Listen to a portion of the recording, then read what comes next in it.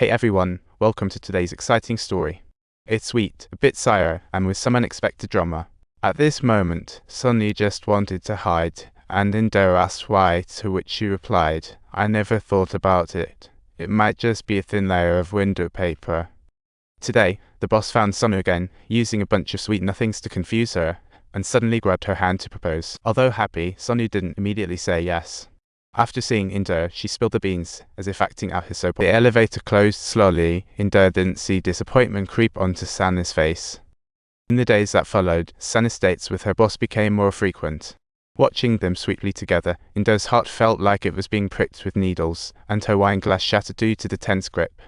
She drank day and night, but when Sonia asked for help with wedding preparations, she didn't hesitate to say, "Sure." As the wedding neared, she got the bride's first invite. She had refused, but Sonia said, "You must come." On the wedding day, Sonia wore a stunning red wedding dress, shining like she stepped right out of a bridal magazine, but the hint of jealousy felt a bit misplaced, as her gaze lingered on Indo, who couldn't muster the courage to look back and simply plucked a rose from the roadside. She placed the rose by the car window, her heart swelling with complicated emotions. At the marriage registry, friends and family gathered, but as time passed, the groom still hadn't shown up.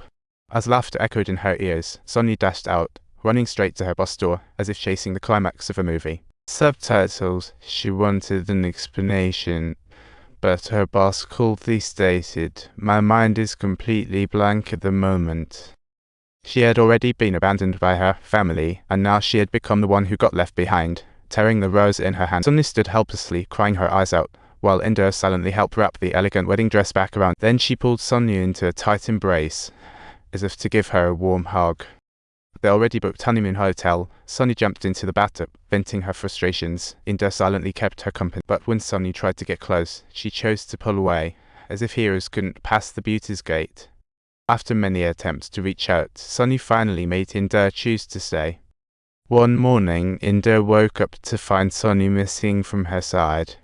She tossed her phone aside, feeling utterly defeated, and realized she had only ever been a placeholder. Back home, Indo packed her bags, ready to leave the city, but to her surprise, Sana's mom knocked on her door.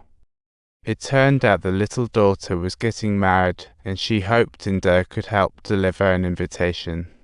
She wanted to refuse, but the mention of Sonia made her resolve crumble like a paper. But when Indo arrived at the library, she found Sonia had already quit. She then sought out Sana's boss, hoping she could assist in delivering the invitation. But her boss gravely told her that they hadn't seen each other since that time. Indo's brows furrowed. She felt that the other party was hiding something important, like a suspense movie. She sensed something was off and quickly mobilized her network to search everywhere, but still found no news of Sonia. After tireless efforts, Indo finally found Sonia lost in thought among the trees. Seeing Sonia getting up to leave, Indo rushed over and asked why she had disappeared without a word. It turned out that the message asking, "Should I say sorry, thank you, or goodbye?" was actually Sonia seeking Indo's opinion. And this wasn't exactly what she intended to say to Indo about getting back together with her boss. Subtitles. It was simply that Sonia had never managed to obtain a definite response from Indo, as if every time it was like blowing up a balloon. Sana's insecurities led her to believe that Indo didn't like her and that her company was out of pity. She understood in her heart that such a love was not the best choice, making Indo's heart skip a beat as well. She stopped looking at Sonia and just looked down in silence, and after a while she quietly turned to leave. When Indo disappeared from sight, Sonia finally dropped her facade, racing to the street and kneeling down in tears. But how could Indo really leave? She reappeared before Sonia in an instant. Sonia wiped her tears dry and locked eyes with Indo, as if time stood still.